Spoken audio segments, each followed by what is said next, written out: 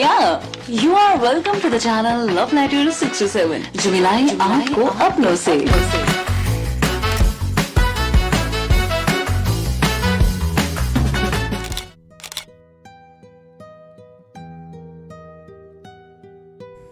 आज इतने टाइम के बाद मुझे पहली बार इतनी गहरी नींद आई।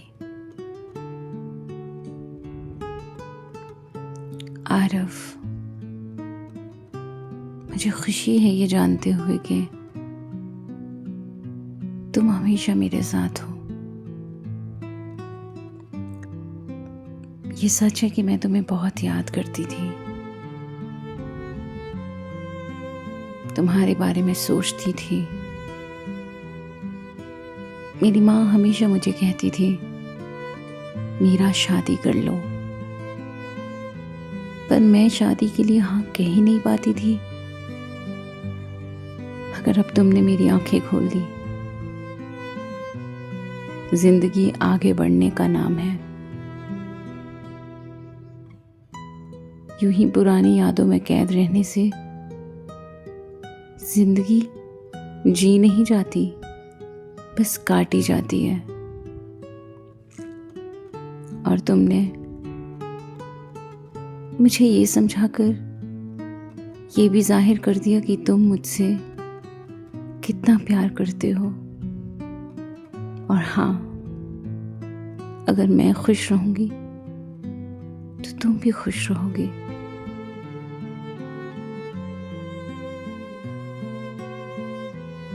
हर रात के बाद एक नई सुबह जरूर आती है और हर अधूरी कहानी हमें कुछ न कुछ सिखा कर जाती है। आज का दिन कुछ अलग था। मीरा सुबह उठी और पहली बार उसने दरवाजे के पास जाकर चिट्ठी नहीं ढूंढी, क्योंकि वो जानती थी अब कोई चिट्ठी नहीं आएगी। आज आरफ की आखिरी चिट्ठी के बाद उसने एक फैसला लिया था। फैसला था आगे बढ़ने का, जीने का, खुद के लिए। मीरा ने अपनी पुरानी डायरी बंद की और एक नई डायरी खोली। पहले पेज पर लिखा, डियर जिंदगी, आज से मैं तुम्हें फिर से जीना चाहती हूँ। उसने आज बहुत दिनों बाद अपने लिए कॉफी बनाई और खिड़की के पास बैठकर मुस्कुराई। आज उसकी मुस्कान में दर्द कम और उम्मीद ज्यादा थी।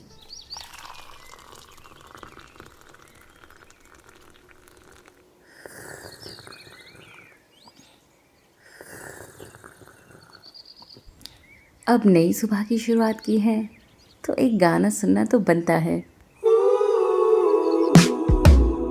Dust motes dancing in a sunbeam. आज ये सुबह कितनी अच्छी लग रही है ना। A perfect little memory made. Gotta hold this feeling tight before it vanishes from sight. Before it vanishes from sight.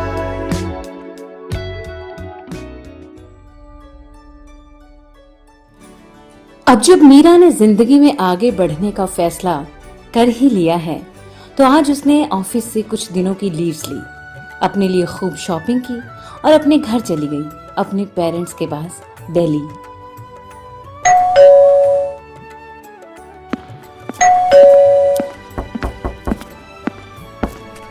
ओह, आ गया मेरा बच्चा। जी माँ, आपकी याद आ रही थी तो बस दौड़ी चली आई।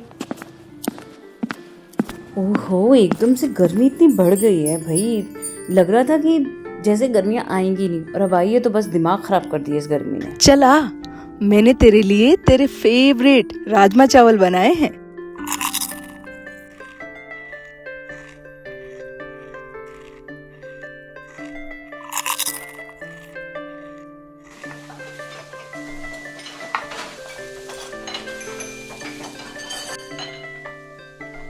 मम्मी, मुझे आपसे कोई बात करनी है। हाँ मेरा बेटा। वो मैं कह रही थी कि मैं अब शादी के लिए तैयार हूँ। सच? मीरा, तुमने मेरे सपने पूरे करने का फैसला आखिर ले ही लिया। अच्छा ठीक है मम्मी, बस।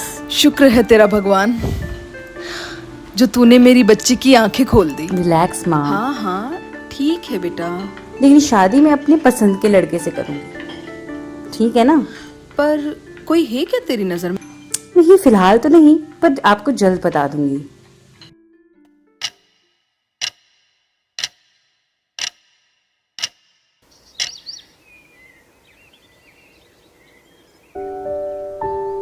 अच्छा ठीक है मम्मी, पता ही नहीं चला कि ऑफिस की छुट्टियां कैसे निकल गई। अब चलती हूँ अपने ऑफिस वाले शहर पुणे।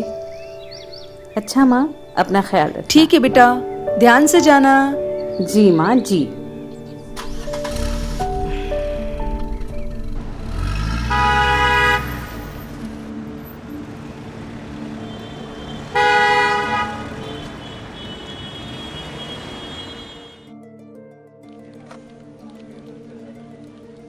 कुछ दिनों के बाद ऑफिस में एक नया एम्प्लॉय ज्वाइन हुआ और नाम था सक्षम। सिंपल, काम और थोड़ा सा अजीब, पर उसकी बातों में एक सच्चाई थी। मीरा ऑफिस में बैठी लैपटॉप पर कुछ काम कर रही थी। तभी एक नया एम्प्लॉय ऑफिस में दाखिल हुआ। उसकी पहली नजर ऑफिस के दरवाजे के सामने बैठी लड़की यानी कि मीरा पर पड़ी और कुछ सेकंड्स के लिए सक्षम उसे देखता रहा। हालांकि मीरा अभी सक्षम से बेखबर है, वो अपने काम में मस्त है। कुछ घंटों के बाद न्यू ज्वाइनी की फॉर्मेलिटीज पूरी करके जब सक्षम अपने ऑफिस सीट पर बैठा तो उसका टेबल मीरा के जस्ट ऑपोजिट है, यानी कि सामने वाला डेस्क। सक्षम को मीरा को देखकर कुछ समझ नहीं आ रहा था और वो मन ही मन कहने लगा, ये लड़की मुझे पता नहीं क्यों अपनी सी लग रही है। मेरा दिल इससे बार बार बात करने को कह रहा है।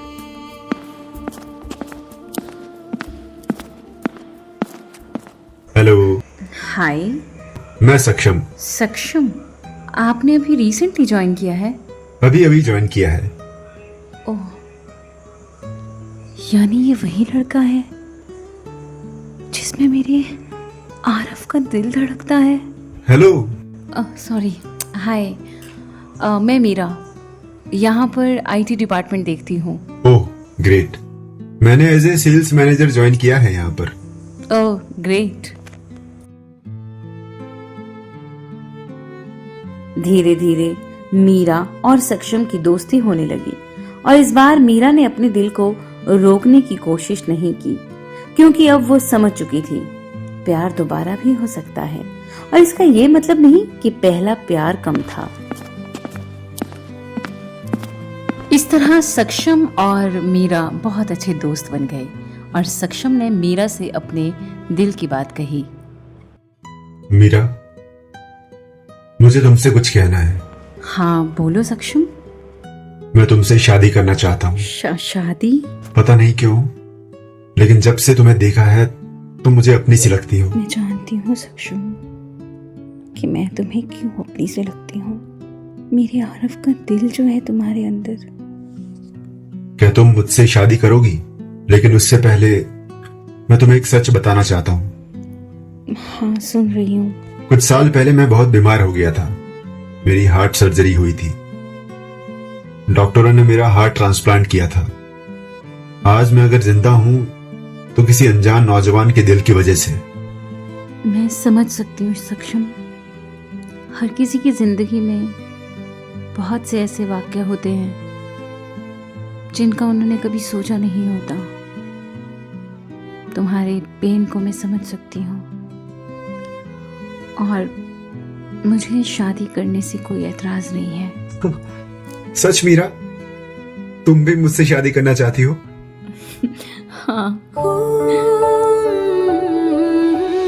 अधूरी चिट्ठी कुछ पन्ने खास है, दिल के सफर की ये मीठी प्यास है। यादों के रंग है, ख्वाबों की बारिशें, लिखी ना मैंने वो दिल की साजिशें। बस खामोशी में एक एहसास है, तेरा मेरा रिश्ता कितना पास है।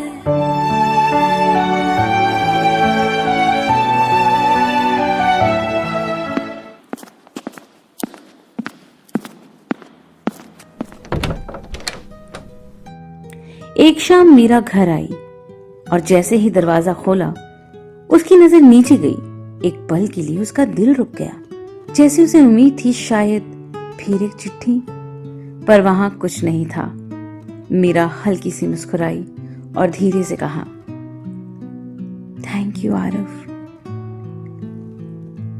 तुमने मुझे फिर से जीना सिखाया।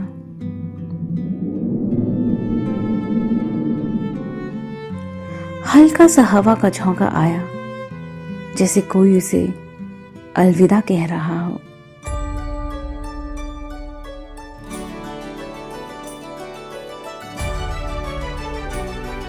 और जिंदगी में आगे बढ़ते हुए मीरा और सक्षम की शादी हो जाती है।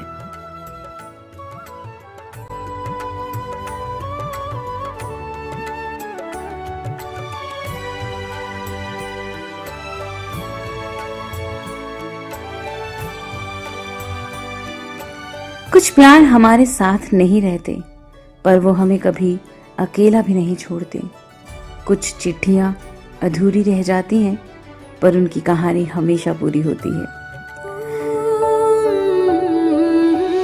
अधूरी चिट्ठी कुछ पन्ने खास है, दिल के सफर की ये मीठी प्यास है। यादों के रंग है, ख्वाबों की बारिशें, लिखी ना मैंने वो दिल की साजिशें। बस खामोशी में एक एहसास है, तेरा मेरा रिश्ता कितना पास है।